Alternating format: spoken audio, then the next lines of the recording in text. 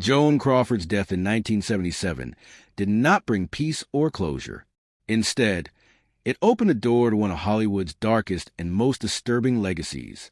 To the public, Joan Crawford had always appeared as a symbol of strength, glamour, and discipline, a woman who climbed out of deep poverty and turned herself into one of the biggest stars of Hollywood's golden age. But when she passed away at the age of 71, what investigators, family members, and historians found hidden inside her estate shocked everyone. Behind the carefully crafted image of a perfect movie star lay bitterness, broken family bonds, and unanswered questions that still trouble people today. The most haunting discovery was not just the money she left behind, but the cold message written into her will, a message that made it clear that love and fame could not erase deep personal pain. When news broke that Joan Crawford had deliberately disinherited two of her adopted children, Christina and Christopher, the public was stunned. The will included a chilling sentence that offered no explanation, only a final rejection. It stated that no provision was being made for them, for reasons well known to them. Those few words carried enormous emotional weight. They suggested years of conflict, resentment, and emotional distance that the public had never seen. For a woman who had built her career on appearing strong and controlled, this final act revealed a deeply personal war that continued even after her death. Fans who had admired her for decades began asking uncomfortable questions. What kind of mother had Joan Crawford truly been? What happened behind the closed doors of her mansion that led her to erase two of her children from her legacy? The estate itself told a story of great wealth mixed with emotional emptiness. Joan Crawford's fortune was valued at around $2 million at the time of her death, an amount that would be worth many millions today. This wealth came not only from her long film career, but also from her smart business decisions, especially her involvement with the Pepsi-Cola Company. She owned expensive jewelry, rare Hollywood memorabilia, designer clothing, and her treasured Academy Award for the film Mildred Pierce. But money could not hide the damage that had already been done within her family. While two of her daughters were well provided for, the exclusion of Christina and Christopher created a public scandal that dragged Joan's private life into the spotlight long after she was gone. As the legal battle over her will unfolded, old wounds were reopened. Christina and Christopher claimed that Joan was not in the right state of mind when she wrote her will, pointing to her struggles with alcohol and declining health. Others argued that Joan was fully aware of her actions and chose to make a final statement of control. Witnesses from her later years describe a woman who was both fragile and fiercely determined, still clinging to order in a world that no longer revolved around her. The courtroom became a stage where family secrets were revealed, and the image of Hollywood perfection finally cracked. Yet the haunting legacy of Joan Crawford did not stop with her will. Attention soon turned to her longtime home, the grand mansion she once ruled with strict discipline. Stories of strange events, unexplained fires, and ghostly sightings began to surface, feeding the belief that Joan Crawford's spirit never truly left the place she once controlled so tightly. Some believe that her restless presence lingered because her life ended without peace, surrounded by unresolved anger and emotional wounds. Whether these stories are true or not, they added another dark layer to her legend, transforming her estate into a symbol of unfinished business and lingering sorrow. Joan Crawford spent her entire life fighting for control, fighting against poverty, aging rivals, and public judgment. In the end, even death did not soften her grip. What was found in her estate was not just wealth, but evidence of a woman who never stopped fighting, even against her own family.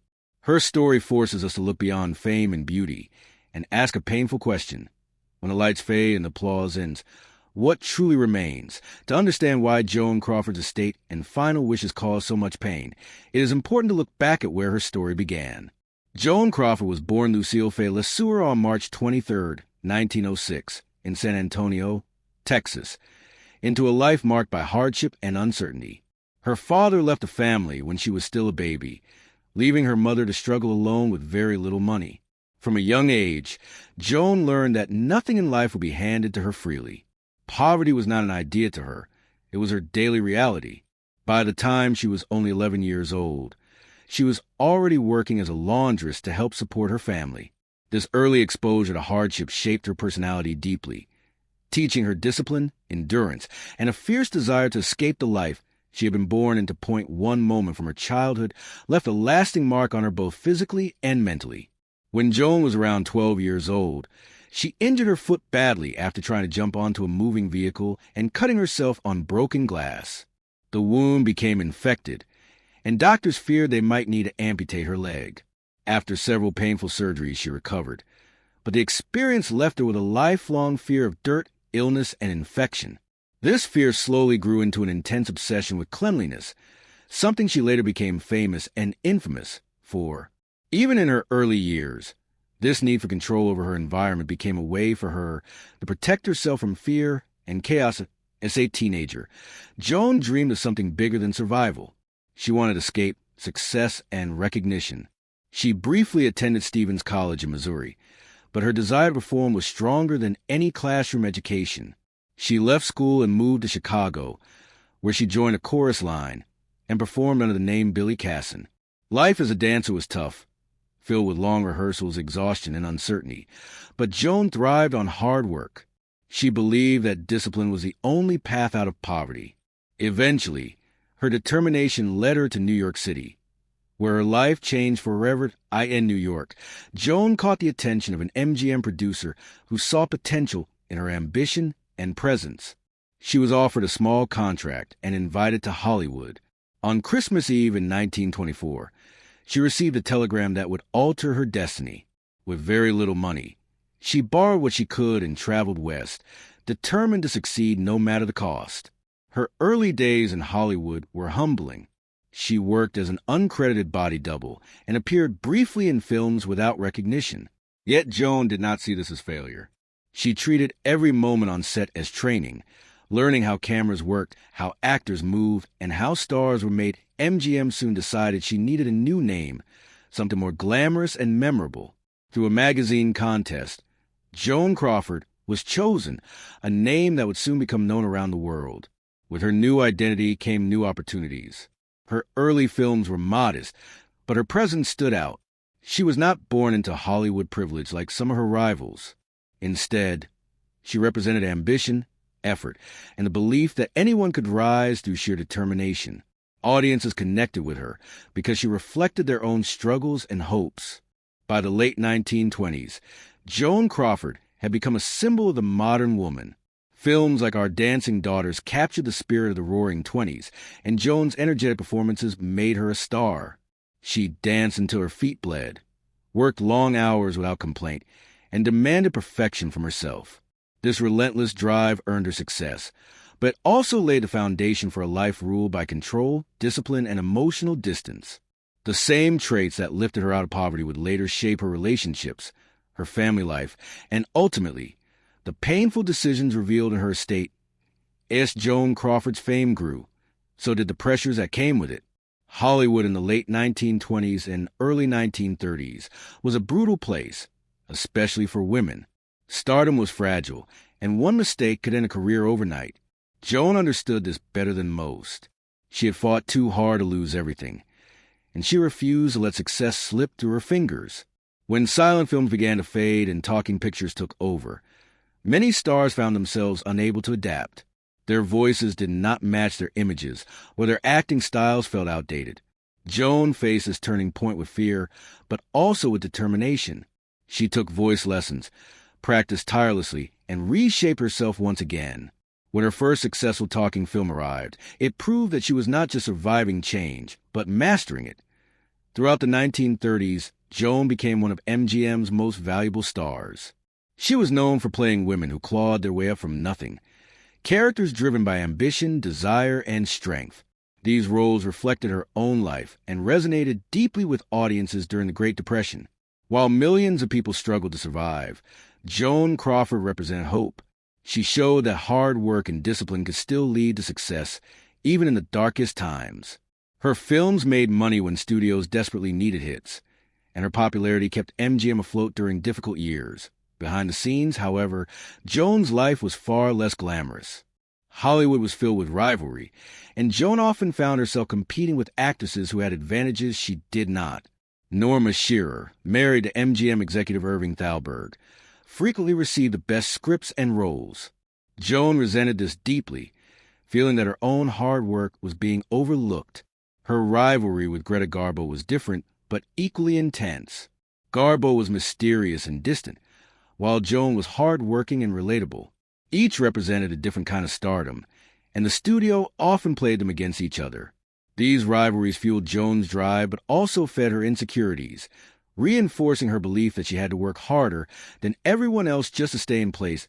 Joan's personal relationships also suffered under the weight of her ambition. Her marriages were passionate but unstable, often marked by jealousy, emotional distance, and competition. She expected the same level of discipline from her partners as she demanded from herself, and when they failed to meet those expectations, resentment grew. Joan wanted control, not only over her career, but over her personal life. This need for control often pushed people away, leaving her increasingly isolated despite her fame. As years passed, the Hollywood system began to change, and Joan's position became less secure. By the late 1930s, she was labeled box office poison, a humiliating term used by studios to describe stars whose films no longer guaranteed profits. For a woman who had built her identity around success, this label was devastating. MGM began giving her smaller, less important roles, signaling that they no longer believed in her. Joan felt betrayed by the studio she had served faithfully for nearly 2 decades. Rather than accept a slow decline, she made a bold and risky decision that shocked Hollywood. She paid a large sum of her own money to escape her MGM contract, effectively gambling her entire career on the belief that she still had something to offer. This gamble led her to Warner Brothers, where she was given something she had never truly had before: creative control. She refused scripts that did not challenge her, waiting patiently for the right opportunity. That opportunity came with Mildred Pierce, a film that mirrored Joan's own story in haunting ways.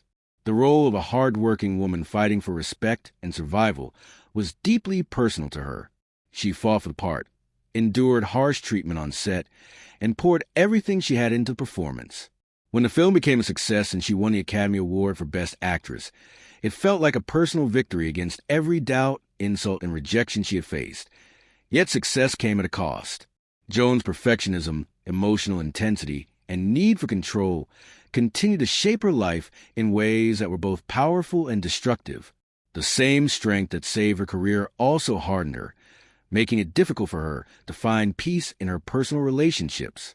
These unresolved struggles would later resurface in her role as a mother, in her battles with addiction, and ultimately, in the haunting decisions reflected in her estate.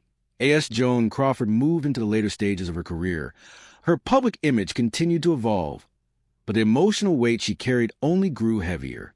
Hollywood was not kind to aging actresses, and Joan was constantly aware that time was her greatest enemy. Rather than fade quietly into the background, she chose to confront this reality head-on. She took on darker, more complex roles that reflected fear, loneliness, and emotional instability. Films like Humoresque, Possessed, and Sudden Fear showed a woman unafraid to explore painful emotions on screen. These performances earned critical praise and proved that she still had depth and power as an actress, even as younger stars began to replace her in the spotlight. At the same time, Joan's desire to be a mother became central to her life. Unable to have biological children due to multiple miscarriages, she turned to adoption, believing that motherhood would bring her the emotional fulfillment that fame could not. She adopted Christina in 1940, followed by Christopher and later twin girls Kathy and Cindy. To the outside world, Joan presented herself as a perfect Hollywood mother, posing for magazines and interviews that showed a smiling, devoted parent. However, behind closed doors, family life was far more complicated. Joan's strict discipline, emotional intensity, and need for control created tension within the household. She expected obedience, cleanliness, and gratitude, often enforcing rules with harsh punishments. For Joan, structure and order were expressions of love, but for her children, especially Christina and Christopher, they often felt overwhelming and frightening. Alcohol also became a growing presence in Joan's life. What began as social drinking slowly turned into dependency. Vodka became her preferred escape, helping her cope with stress, fear of aging, and emotional pain. Friends and co-workers noticed her drinking habits, and it sometimes affected her professional reputation. While she continued to work and deliver strong performances, the cracks in her personal life widened.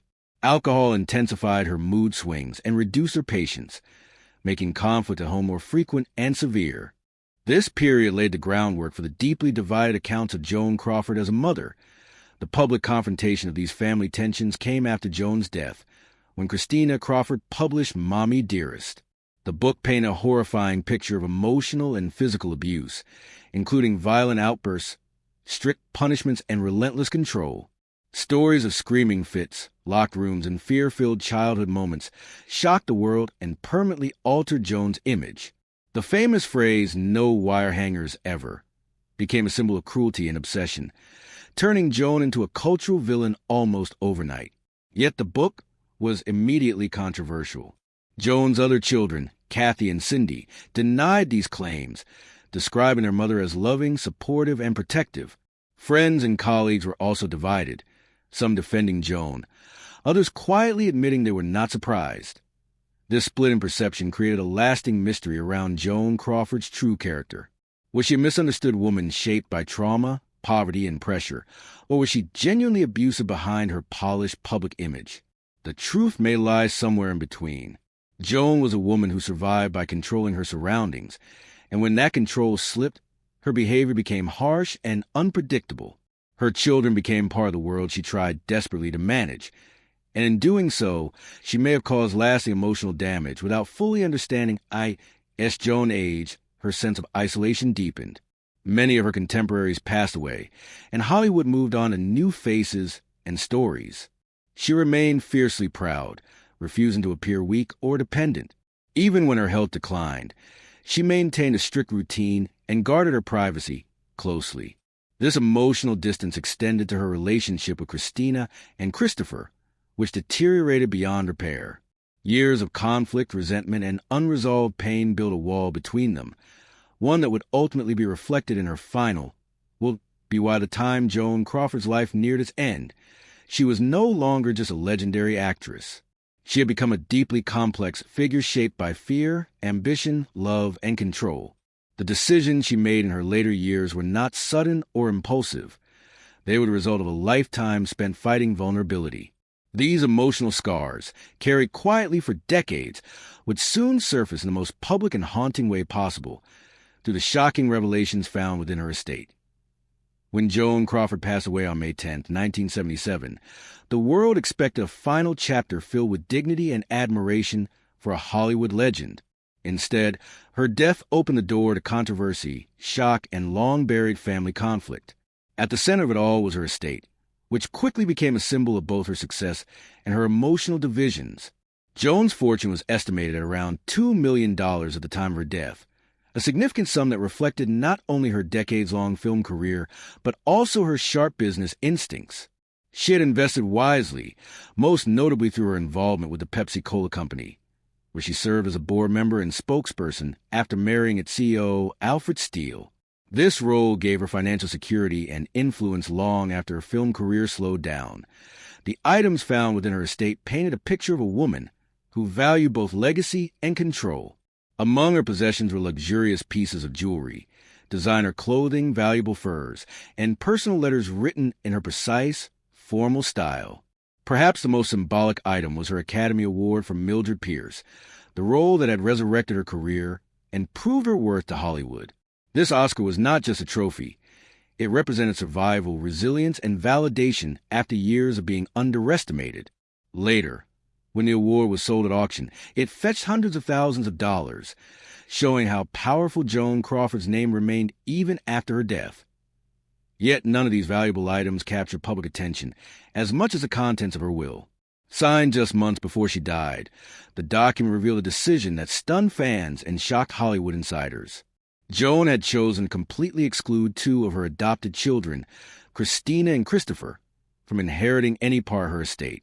The will included a short but chilling sentence stating that no provision was being made for them for reasons well known to them. This single line raised more questions than it answered.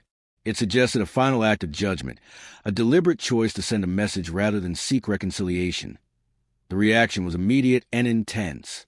Christina and Christopher challenged the will, arguing that Joan was not mentally fit when she wrote it, and that her judgment had been influenced by illness and past struggles with alcohol. They claimed that other family members had manipulated her during her final years, using her vulnerability to their advantage. The legal battle quickly became public, drawing media attention and reopening painful family wounds. Friends, former employees, and associates were called to testify about Joan's behavior in her final years, offering conflicting portraits of her mental state. Some witnesses described Joan as sharp, focused, and fully aware of her decisions, insisting that she knew exactly what she was doing. Others recalled moments of confusion, bitterness, and emotional instability. The courtroom became a space where Joan Crawford's carefully guarded private life was exposed piece by piece. Personal letters, medical details, and family arguments were dissected, turning her final years into a public spectacle. For Christina and Christopher, the trial was not just about money. It was about recognition, validation, and the hope that their pain would finally be acknowledged. After nearly 2 years of legal conflict, the case ended in a settlement in 1979. Christina and Christopher each received a portion of the estate, but it was far less than what their siblings inherited. While the settlement closed a legal chapter, it did not heal the emotional damage, though it remained a permanent reminder of the broken relationship between Joan and her 2 eldest adopted children. To many observers, the estate symbolized a final act of control by a woman who had spent her life managing every detail around her. Joan Crawford's estate revealed more than wealth and possessions. It exposed unresolved anger, fractured family bonds, and a legacy clouded by pain. In death as in life, Joan Crawford remained a figure of contradiction, generous yet unforgiving, powerful yet wounded. The haunting truth found within her estate was not a hidden fortune or secret room, but the emotional cost of a life lived in constant battle. Long before Joan Crawford's was shocked the public, her most famous possession had already gained a reputation of its own. The mansion she bought in 1928 became more than just a home. It became a reflection of her personality, her success, and eventually her darkest controversies. Located in the Brentwood area of Los Angeles, the estate at 426 North Bristol Avenue was originally a Spanish-style villa. Joan purchased it for what was then a significant sum, and over the years, she transformed it into a grand symbol of old Hollywood glamour. She named the house El Jodo, a combination of her name and that of her first husband, Douglas Fairbanks, Jr., suggesting that she once hoped the home would represent stability and family. For nearly 3 decades, El Jodo was the center of Joan Crawford's world. It witnessed her rise to superstardom, her professional triumphs, and her most personal struggles. The mansion hosted glamorous parties attended by Hollywood's elite, including famous actors, directors, and studio executives. Guests remembered dramatic entrances down the sweeping staircase, elegant dinners in the grand dining room, and a carefully controlled atmosphere that reflected Joan's obsession with order and perfection. Every detail of the house was carefully managed, from the placement of furniture to the daily cleaning routines enforced by Joan herself. Over the years, Joan invested heavily in expanding and upgrading the property. The mansion grew to include multiple bedrooms, luxurious bathrooms, a private screening room, a library, and beautifully designed outdoor spaces. There was a swimming pool, tennis courts, and areas meant for entertaining on a grand scale. On the surface, El Jodo was a dream home, a place that symbolized wealth, success, and Hollywood power. Yet beneath this polished exterior, darker stories slowly began to emerge. Joan's obsession with cleanliness and control became legendary within the house. Staff members were expected to follow strict rules, and even small mistakes could lead to immediate dismissal. This rigid environment created tension and fear, particularly for her children. According to accounts later shared by Christina Crawford, the mansion was not a place of comfort, but one of anxiety and punishment. Rooms that appeared luxurious to outsiders were described as spaces of emotional confinement behind closed doors. Whether these stories are exaggerated or truthful remains debated, but they permanently changed how the public viewed the house. After Joan moved out of El Jodo in the mid-1950s, the mansion did not lose its mysterious reputation. In fact, the stories surrounding it only grew stranger. Reports of unexplained events began to surface, including strange sounds, cold spots, and unexplained fires. One of the most talked about incidents involved sections of a wall that allegedly burst into blue flames without any clear cause. Fire department investigations failed to provide a convincing explanation, fueling speculation and fear. These stories were passed down through owners, staff, and visitors, gradually transforming the mansion into a subject of urban legend. Some claim to see a ghostly figure resembling Joan Crawford herself, often described as wearing a flowing white dress and appearing near the staircase she once used to make her grand entrances. Others reported hearing typing sounds coming from empty rooms, as if Joan were still at work late into the night. Paranormal investigators who visited the property described a heavy emotional presence, suggesting that the house absorbed decades of intense energy, conflict, and unresolved emotions. While no scientific proof exists to support these claims, the stories persisted. Blending fact with folklore, El Jodo became more than just a former movie star's home. It turned into a symbol of unresolved history, a place where glamour and fear seemed to coexist. For many, the mansion represented the emotional cost of Joan Crawford's relentless pursuit of control and perfection. Whether haunted by ghosts or simply by memories, the house stood as a silent witness to a life filled with extremes. In the end, El Jodo's dark reputation mirrored the haunting legacy of its most famous owner, a woman whose influence refused to fade, even after she was gone. Decades after Joan Crawford's death, the haunting discoveries connected to her estate continue to shape how the world remembers her. What makes her story so unsettling is not just the wealth she left behind or the legal battles that followed, but the emotional shadows that refused to disappear. Joan Crawford was more than a Hollywood legend. She was a woman formed by hardship, ambition, and a deep fear of losing control. These qualities brought her fame and power, but they also created lasting wounds that echoed through her family long after she was gone. The items found in her estate, personal letters, carefully preserved photographs, and meticulously organized belongings, revealed a woman who lived her life with precision and discipline. Everything had a place, and nothing was left to chance. This order was her shield against chaos, a way to protect herself from the poverty and instability she experienced as a child. Yet the same need for control likely made emotional closeness difficult. The estate felt less like a warm reflection of a life well lived and more like a carefully guarded fortress, hiding pain behind polished surfaces. Public opinion remains sharply divided when it comes to Joan Crawford as a mother. Christina Crawford's mommy dearest permanently shaped the darker narrative, while the opposing accounts from Kathy and Cindy painted a gentler picture. Both versions may hold truth. Joan may have loved deeply while also causing harm through fear, discipline, and emotional intensity. This contradiction is what continues to fascinate audiences. Her estate became the final stage where these conflicting truths collided, forcing the public to confront the complexity of a woman who refused to be simple or easily understood. The lasting impact of her cannot be ignored. By excluding Christina and Christopher, Joan ensured that her family conflict would outlive her. The sentence she left behind was brief but powerful, sealing emotional divisions with legal authority. Instead of closure, the will delivered a final judgment, one that sparked lawsuits, public debate, and decades of resentment. It was a final reminder that even in death, Joan Crawford remained in control of the narrative, or at least tried to be. Today, Joan Crawford's legacy exists in layers. On screen, she remains a powerful actress whose performances still captivate audiences.